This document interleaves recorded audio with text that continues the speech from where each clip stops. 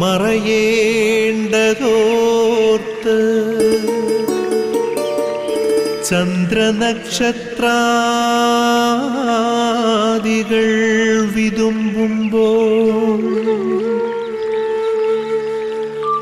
മാറ്റമില്ലാതെങ്ങും വിരാജിക്കും ദൈവമേ, അങ്ങയെ വാഴ്ത്തുന്നു ഞങ്ങൾ. ഉദിച്ചെങ്ങും പ്രഭതൂകും പാരിലെ സൂര്യരശ്മിയേക്കാൾ പ്രശോഭിച്ചെന്നും പ്രസാദമേകുന്ന ദൈവമേ, അങ്ങേ മഹിമാവെത്ര മനോജ്ഞം. ഇന്നത്തെ പ്രഭാത വിരുന്നിലേക്ക് ഗുഡ്നസ് ടിവിയുടെ എല്ലാ പ്രേക്ഷകർക്കും ഏറ്റവും ഹൃദ്യമായ സ്വാഗതം. ഒരു പ്രഭാതം കൂടി നൽകി ദൈവം നമ്മെ അനുഗ്രഹിച്ചിരിക്കുകയാണ്. ഈ പ്രഭാതത്തിൽ നമ്മളായിരിക്കുമ്പോൾ ദൈവത്തിൻ്റെ സ്നേഹത്തെക്കുറിച്ച് ഓർക്കാം. ദൈവം നമ്മോട് കാണിക്കുന്ന പരിധിയില്ലാത്ത കരുണയെക്കുറിച്ച് നമുക്ക് ബോധ്യമുള്ള ആളുകളായിട്ട് തീരാം. ഈ പ്രഭാതം ദൈവത്തിൻ്റെ സ്നേഹം അനുസ്മരിക്കുവാനും ദൈവം നമ്മുടെ ജീവിതത്തിൽ നൽകിക്കൊണ്ടിരിക്കുന്ന എല്ലാ അനുഗ്രഹങ്ങളെയും കൃപകളെയും ഓർത്ത് ദൈവത്തിന് നന്ദി പറയുന്നതിനുമുള്ള അവസരമാക്കി നമുക്ക് മാറ്റാം. പ്രിയപ്പെട്ടവർ, ഈ പ്രഭാതത്തിലേക്ക് നമുക്ക് കടന്നു വരാനായിട്ട് സാധിച്ചത് ദൈവം നമ്മെ അനുഗ്രഹിച്ചതുകൊണ്ടാണ്. ദൈവം നമുക്ക് ആയുസ്സ് നൽകി, ആരോഗ്യം നൽകി അനുഗ്രഹിച്ചതുകൊണ്ടാണ് ഈ പ്രഭാതത്തിൻ്റെ സൗന്ദര്യം ആസ്വദിക്കുന്നതിനും ഈ പ്രഭാതത്തിൽ ആയിരിക്കുന്നതിനും നമുക്ക് സാധിക്കുന്നത്. ഈ പ്രഭാതത്തെ ഓർത്ത്, ഈ ദിവസത്തെ ഓർത്ത് നമുക്ക് ദൈവത്തോട് നന്ദിയുള്ള ആളുകളായിട്ട് മാറുന്നതിനായിട്ട് ശ്രമിക്കാം. നമ്മുടെ സൃഷ്ടാവായ ദൈവത്തെ നമുക്ക് ആരാധിക്കുകയും സ്തുതിക്കുകയും അവിടുത്തേക്ക് നന്ദി പറയുകയും ചെയ്യാം. പ്രിയപ്പെട്ടവരെ, ഈ പ്രഭാതത്തിൽ നമ്മളായിരിക്കുമ്പോൾ നമ്മുടെ അമ്മയായ പരിശുദ്ധ കന്യകാമറിയത്തിൻ്റെ മാധ്യസ്ഥം നമുക്ക് പ്രത്യേകമായിട്ടും അപേക്ഷിക്കാം. കുരിശിൽ കിടന്നപ്പോൾ യോഹന്നാനെ തൻ്റെ അമ്മയെ ഈശോ ഭരമേൽപ്പിച്ചത് വഴിയായിട്ട് നമ്മുടെ എല്ലാവരുടെയും അമ്മയായിട്ട് ഈശോ നൽകുകയാണ് ചെയ്തത്. ആ അമ്മയുടെ മാധ്യസ്ഥം നമുക്ക് പ്രത്യേകമായ വിധത്തിൽ ഈ പ്രഭാതത്തിൽ അപേക്ഷിക്കാം. നന്മ നിറഞ്ഞ മറിയമേ സ്വസ്തി, കർത്താവ് നിന്നോടുകൂടെ സ്ത്രീകളിൽ നീ അനുഗ്രഹിക്കപ്പെട്ടവളാകുന്നു. നിൻ്റെ ഉദരത്തിൻ്റെ ഫലമായി ഈശോ അനുഗ്രഹിക്കപ്പെട്ടവനാകുന്നു. പരിശുദ്ധ മറിയമേ തമ്പുരാൻ്റെ അമ്മേ, പാപികളായ ഞങ്ങൾക്ക് വേണ്ടി ഇപ്പോഴും ഞങ്ങളുടെ മരണസമയത്തും തമ്പുരാനോട് അപേക്ഷിച്ചു കൊള്ളണമേ. ആമേൻ. പ്രിയപ്പെട്ടവരെ, ഈ പ്രഭാതത്തിൽ നമ്മൾ ഈ വിരുന്നിൽ പങ്കുകൊള്ളുമ്പോൾ കിഡ്നി രോഗികളായിട്ടുള്ള എല്ലാ ആളുകളെയും നമുക്ക് പ്രത്യേകം സമർപ്പിച്ച് പ്രാർത്ഥിക്കാം. കിഡ്നി രോഗം മൂലം ഡയാലിസിസിന് വിധേയമായിക്കൊണ്ടിരിക്കുന്നവർ, മരുന്ന് കഴിച്ചുകൊണ്ടിരിക്കുന്നവർ, കിഡ്നി മാറ്റിവയ്ക്കാനുള്ള ഓപ്പറേഷനായിട്ട് തയ്യാറാക്കിക്കൊണ്ടിരിക്കുന്ന ആളുകൾ നമ്മുടെ സമൂഹങ്ങളിലൊക്കെയുണ്ട്. അവരുടെ എണ്ണം അനുദിനം കൂടിക്കൂടി വരുന്നതായിട്ടാണ് നമുക്ക് കാണാനും സാധിക്കുന്നത്. അങ്ങനെയുള്ള അവസരത്തിൽ അവരെല്ലാവരെയും നമുക്ക് ദൈവസമക്ഷം സമർപ്പിച്ച് പ്രാർത്ഥിക്കാം. കർത്താവിൻ്റെ ശക്തമായ ഇടപെടലുകൾ വഴിയായിട്ട് അവരുടെ ചികിത്സകൾ ഫലപ്രദമാകുന്നതിനും രോഗസൗഖ്യം അവരുടെ ജീവിതത്തിൽ ലഭിക്കുന്നതിനും വേണ്ടി അവരെല്ലാവരെയും നമുക്ക് സമർപ്പിച്ച് പ്രാർത്ഥിക്കാം. അതോടൊപ്പം തന്നെ ദൈവത്തിന് നമുക്ക് നന്ദി പറയാം. ഈ രോഗത്തിൽ നിന്നും ദൈവം നമ്മെ സംരക്ഷിച്ചു കൊണ്ടിരിക്കുന്നതിനെ ഓർത്ത്, ദൈവം നമ്മെ പരിപാലിച്ചു കൊണ്ടിരിക്കുന്നതിനെ ഓർത്ത് നമുക്ക് അവർക്ക് വേണ്ടി പ്രാർത്ഥിക്കുന്നതോടൊപ്പം ദൈവത്തോട് നന്ദിയുള്ള ആളുകളുമായിട്ട് ആയിരിക്കുന്നതിനായിട്ട് പ്രത്യേകം ശ്രദ്ധിക്കാം. കർത്താവിൻ്റെ വചനം ശ്രവിക്കുവാനായിട്ട് നമുക്ക് നമ്മെ തന്നെ ഒരുക്കാം. കർത്താവ്, ഈ വചനത്തിലൂടെ അങ്ങ് ഞങ്ങളോട് സംസാരിക്കണമേ. ഇന്നേ ദിവസം ഞങ്ങൾക്ക് ആവശ്യമായിട്ടുള്ള വചനങ്ങൾ തരികയും ആ വചനം അനുസരിച്ച് ജീവിക്കുന്നതിനുള്ള കൃപ ഞങ്ങളിലേക്ക് വർഷിക്കുകയും ചെയ്യണമേ എന്ന് നമുക്ക് പ്രത്യേകമായിട്ട് പ്രാർത്ഥിക്കാം. പരിശുദ്ധാത്മാവിൻ്റെ അഭിഷേകത്തിനായിട്ട് നമുക്ക് നമ്മെ തന്നെ ഒരുക്കാം. ആത്മാവിൻ്റെ അഭിഷേകം നമ്മുടെ ജീവിതത്തിൽ ഉണ്ടാകുമ്പോഴാണ് വചനമനുസരിച്ച് ജീവിക്കുന്നതിനുള്ള ശക്തി, വചനമനുസരിച്ച് ജീവിക്കുന്നതിന് എതിരായിട്ടുള്ള പ്രലോഭനങ്ങൾ നമ്മുടെ ജീവിതത്തിൽ ഉണ്ടാകുമ്പോൾ അവയെ പരാജയപ്പെടുത്തി കൊണ്ടുപോകുന്നതിനുള്ള ശക്തി നമ്മുടെ ജീവിതത്തിൽ നമുക്ക് ലഭിക്കുന്നത്. ആത്മീയ അഭിഷേകത്തിനായിട്ട് ശിരസ് നമിച്ചുകൊണ്ട് നമുക്ക് ആത്മാവിനെ സ്വീകരിക്കുവാനായിട്ട് ഇപ്പോൾ ഒരുങ്ങാം. പരിമളത്തിനുറവയാം നറുസൗരഭ്യമാകട്ടെ ഞങ്ങളുമീ മണ്ണിൽ.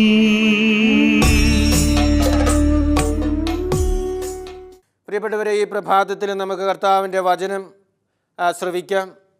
ലൂക്കായുടെ സുവിശേഷം 12-ാം അധ്യായം 35 മുതൽ 40 വരെയുള്ള വചനങ്ങൾ ശ്രവിച്ചുകൊണ്ട് നമുക്ക് വചനം ശ്രവിക്കാനായിട്ട് ഒരുങ്ങാം.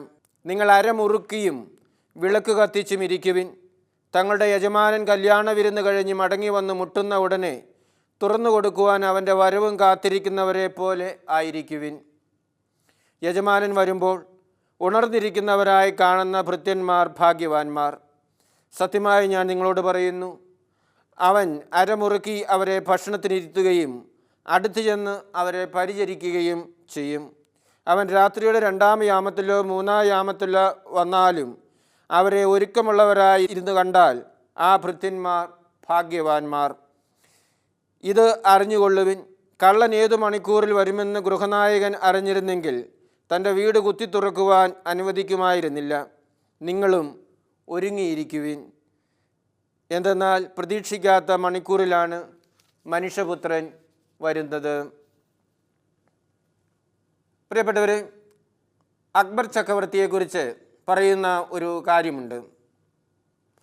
അദ്ദേഹം ചക്രവർത്തിയായിരുന്നപ്പോൾ അദ്ദേഹത്തെ കാണാനായിട്ട് ധാരാളം ആളുകൾ വരുമായിരുന്നു. വരുന്നവരൊക്കെ അദ്ദേഹത്തിന് കാഴ്ചകൾ സമർപ്പിക്കുമായിരുന്നു. അങ്ങനെ കാഴ്ചകൾ സമർപ്പിക്കുന്നവർക്ക് അദ്ദേഹം പാരിതോഷികം കൊടുത്തു വിടുകയും ചെയ്യുന്ന ഒരു പതിവുണ്ടായിരുന്നു. ഒരിക്കൽ ഒരു മനുഷ്യൻ ഈ രാജാവിനെ മുഖം കാണിക്കുവാനായിട്ട് വന്നു. രാജാവിന് അദ്ദേഹം സമ്മാനിച്ചത് ഒരു പടച്ചട്ടയാണ്. ഈ പടച്ചട്ട ഉപയോഗപ്രദമാണോ അല്ലയോ എന്ന് പരീക്ഷിക്കുന്നതിനായിട്ട് രാജാവ് പറഞ്ഞു, അവിടെയുള്ള ഒരു പ്രതിമയിൽ ഈ പടച്ചട്ട അണിയിച്ചിട്ട് അതിനെ ശരിക്കും നല്ലതാണോ എന്ന്, ഉപയോഗപ്രദമാണോ എന്ന് പരിശോധിച്ച് നോക്കുവാനായിട്ട് പടയാളികളോട് രാജാവ് കൽപ്പിച്ചു. ഈ പടച്ചട്ട പ്രതിമയെ അണിയിച്ചതിന് ശേഷം കുറേ പടയാളികൾ വാളും കുന്തവുമൊക്കെ ആയിട്ട് വന്ന് ഈ പടച്ചട്ടയ്ക്കിട്ട് വെട്ടുകയും കുത്തുകയും ഒക്കെ ചെയ്തു. അങ്ങനെ കുറച്ച് കഴിഞ്ഞപ്പോൾ ഈ പടച്ചട്ട കീറി മുറിഞ്ഞുപോയി. രാജാവിനാകെ ദേഷ്യമായി. ഇത്രയും ഉപയോഗശൂന്യമായ ഒരു പടച്ചട്ടയാണോ എനിക്ക് കൊണ്ടു തന്നത്? ഇതുമായിട്ട് ഞാൻ യുദ്ധത്തിന് പോയാൽ ഞാൻ പരാജയപ്പെടുകയില്ലേ? ജീവനോടെ തിരിച്ചു വരുവാനായിട്ട് സാധിക്കുമോ എന്ന് പറഞ്ഞ് രാജാവ് ഈ മനുഷ്യനെ അപഹാസ്യനാക്കി. ഈ മനുഷ്യന് ലജ്ജയും നിരാശയും അയാളുടെ ജീവിതത്തിൽ ധാരാളമായിട്ടും അനുഭവപ്പെട്ടു.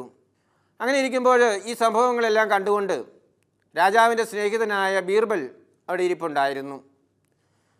ഈ ബീർബൽ രാജാവിനോട് പറഞ്ഞു, രാജാവേ, ഈ മനുഷ്യന് ഒരു അവസരം കൂടി കൊടുക്കുക. അദ്ദേഹം ഇതിന് മെച്ചപ്പെട്ട ഒരു പടച്ചട്ട ഉണ്ടാക്കി കൊണ്ടുവന്ന് തരും. അത് ഉപയോഗപ്രദമാണോ അല്ലയോ എന്ന് നമുക്ക് ഒന്നും കൂടി പരിശോധിച്ച് നോക്കാനായിട്ട് അയാൾക്കൊരവസരം കൊടുക്കണമെന്ന് പറഞ്ഞു. രാജാവ് മനസ്സില്ലാ മനസ്സോടെ സമ്മതിച്ചു. അങ്ങനെ അയാൾ തിരിച്ചു പോകുന്നതിന് മുമ്പ് ഈ ബീർബൽ ഈ മനുഷ്യനെ വിളിച്ച് പടച്ചട്ട ഉണ്ടാക്കാനായിട്ടുള്ള കാശൊക്കെ കൊടുത്തിട്ട് പറഞ്ഞു, പടച്ചട്ട ഉണ്ടാക്കിയിട്ട് തിരിച്ചു വരുമ്പോൾ നീ എന്നെ വന്ന് ഒന്ന് കണ്ടിട്ടേ രാജാവിനെ കാണാൻ പോകാവുള്ളൂ എന്ന് പറഞ്ഞു. അങ്ങനെ ഈ മനുഷ്യൻ പടച്ചട്ടയും ഉണ്ടാക്കിക്കൊണ്ട് വന്നു. ഈ ബീർബലിനെ കണ്ടു.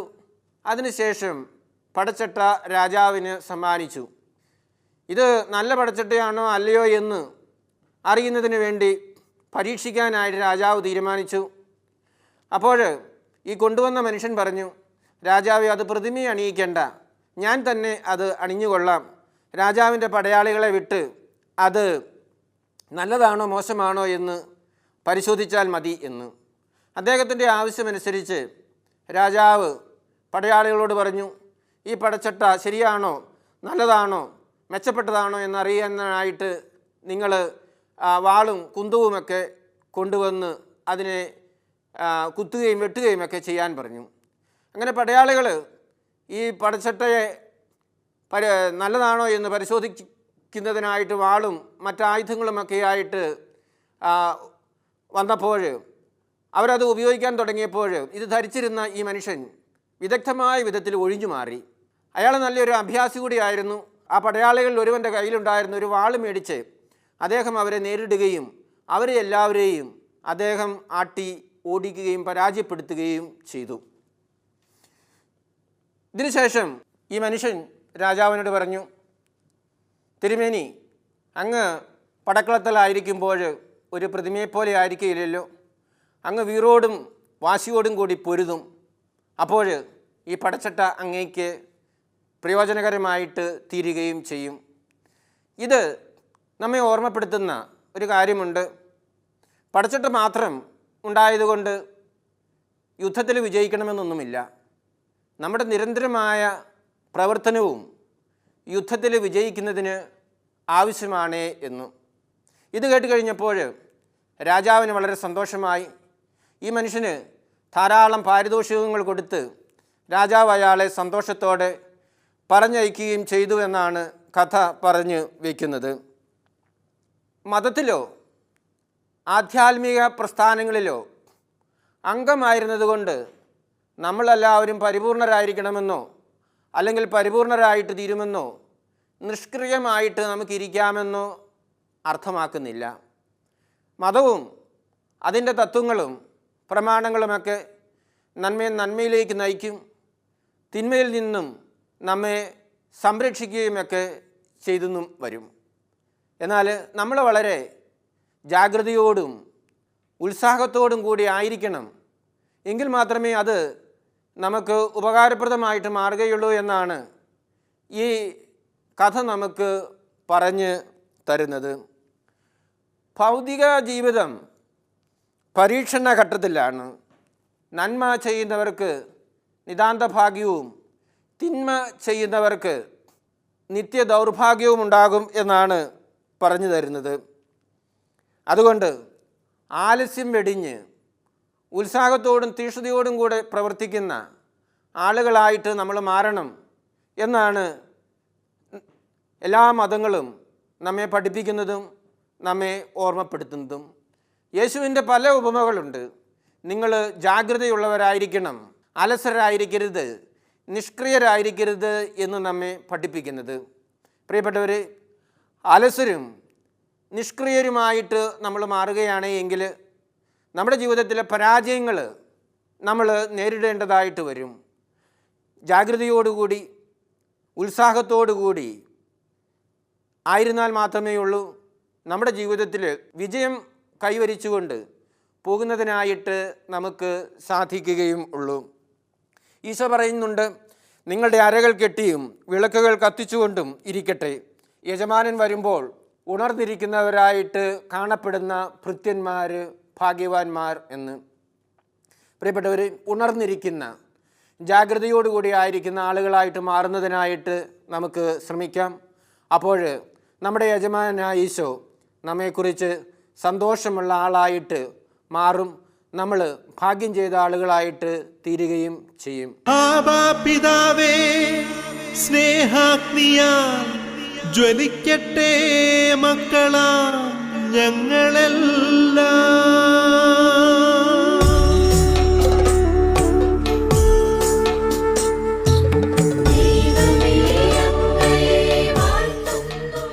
പിതാവും പുത്രനും പരിശുദ്ധാത്മാവുമായ ത്രിത്വൈക ദൈവം നമ്മെല്ലാവരെയും സമൃദ്ധമായിട്ടും ഈ പ്രഭാതത്തിൽ അനുഗ്രഹിക്കട്ടെ. നമ്മുടെ അമ്മയായ പരിശുദ്ധ കന്യകാമറിയത്തിൻ്റെ മാധ്യസ്ഥം എപ്പോഴും നമുക്ക് സംരക്ഷണ കവചമായിട്ട് നമ്മുടെ ജീവിതത്തിൽ ഉണ്ടായിരിക്കട്ടെ. തിരുക്കുടുംബത്തിൻ്റെ കാവൽക്കാരനായ മാർ യോസേപ്പ് കാവലായിട്ട് നമ്മുടെ പ്രവർത്തന മേഖലകളിലെല്ലാം നമ്മോടുകൂടെ ഉണ്ടായിരിക്കട്ടെ. നമ്മുടെ പേരിന് കാരണഭൂതരായ വിശുദ്ധർ നമുക്ക് വേണ്ടി മാധ്യസ്ഥം വഹിച്ച് പ്രാർത്ഥിക്കട്ടെ. നമ്മുടെ ഇടവകയുടെ മധ്യസ്ഥർ നമ്മെ കാത്ത് പരിപാലിച്ച് സംരക്ഷിക്കട്ടെ. കാവൽ മാലാഖമാർ കാവലായിട്ട് നമ്മുടെ കൂടെ ഉണ്ടായിരുന്നുകൊണ്ട് എല്ലാ അപകടങ്ങളിൽ നിന്നും ആപത്തുകളിൽ നിന്നും നമ്മെ സംരക്ഷിക്കുകയും പരിപാലിക്കുകയും സുരക്ഷിതരായിട്ട് ഇരുത്തുകയും ചെയ്യട്ടെ.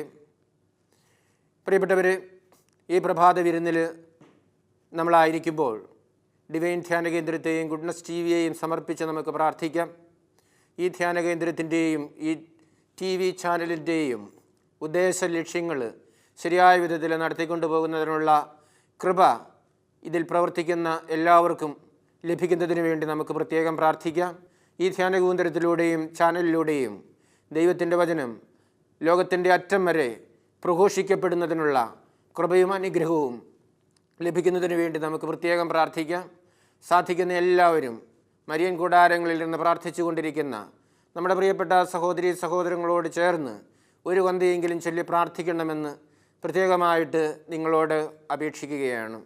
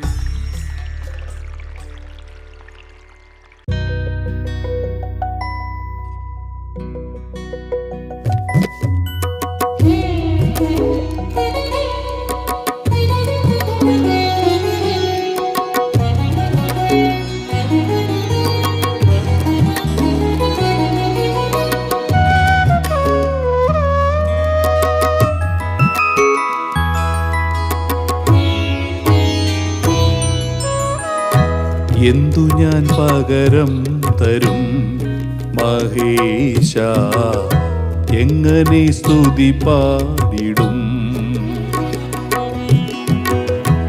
എന്നു ഞാൻ പകരം തരും മഹേശ, എങ്ങനെ സ്തുതി പാടിടും? അതിനുള്ള അർഹത എനിക്കില്ലല്ലോ മഹിയിൽ, അതിനൊത്ത ധനമൊന്നും കരുതലില്ല.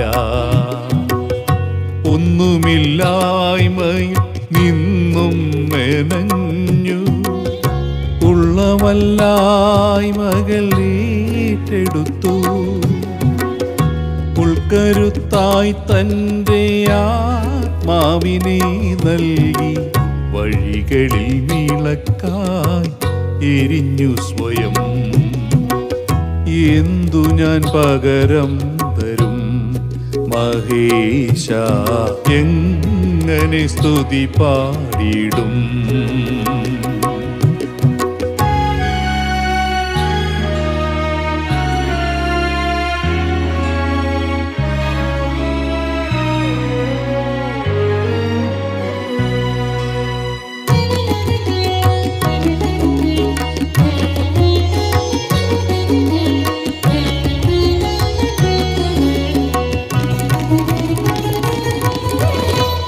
ഒരു കടുകോളം ഉള്ളെൻ്റെ ജീവിതം അവിടുത്തെ സ്നേഹത്തിൻ കരയിൽ നിൽക്കേ. ഒരു കടുകോളം ഉള്ളെൻ്റെ ജീവിതം അവിടുത്തെ സ്നേഹത്തിൻ കരയിൽ നിൽക്കേ. എല്ലാം അറിയുമങ്ങ് മാറാക്കരുതലിൽ, എല്ലാം അറിയുമങ്ങ് മാറാക്കരുതലിൽ. ഭൂമിതൻ പൂഴി പോലെ ശൂന്യമായി ഞാൻ. എന്തു ഞാൻ പകരം തരും മഹേശ, എങ്ങനെ സ്തുതി പാടിടും?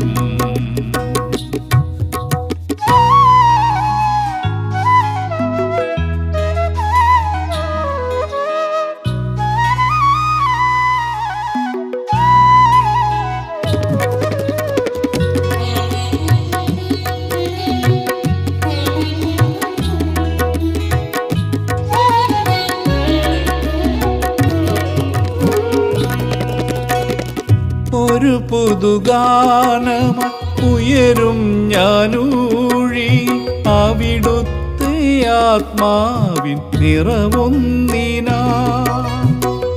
ഒരു പുതുഗാനമായി ഉയരും ഞാനൂഴി അവിടുത്തെ ആത്മാവിൻ നിറവൊന്നിനാ. ആരാരുമേകിടാത്തോരുദ്ബോധനങ്ങളിൽ ആരാരുമേകിടാത്തോരുദ്ബോധനങ്ങളിൽ മഞ്ഞിൻ സൗഗന്ധമായി മാറിയിടും നീവ.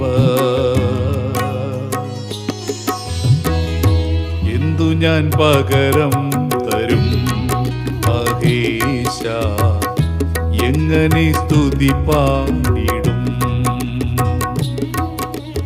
അതിനുള്ള അർഹത എനിക്കില്ലല്ലോ മഹിയിൽ, അതിനൊത്ത ധനമൊന്നും കരുതലില്ല. ഒന്നുമില്ലായ്മയിൽ നിന്നും മെനഞ്ഞു ഉള്ളവല്ലായ്മകൾ നേടുത്തു. ഉൾക്കരുത്തായി തൻ്റെ ആത്മാവിനെ നൽകി വഴികളിൽ വിളക്കായി എരിഞ്ഞു സ്വയം. എന്നു ഞാൻ പകരം തരും മഹേശ, എങ്ങനെ സ്തുതി പാടിടും.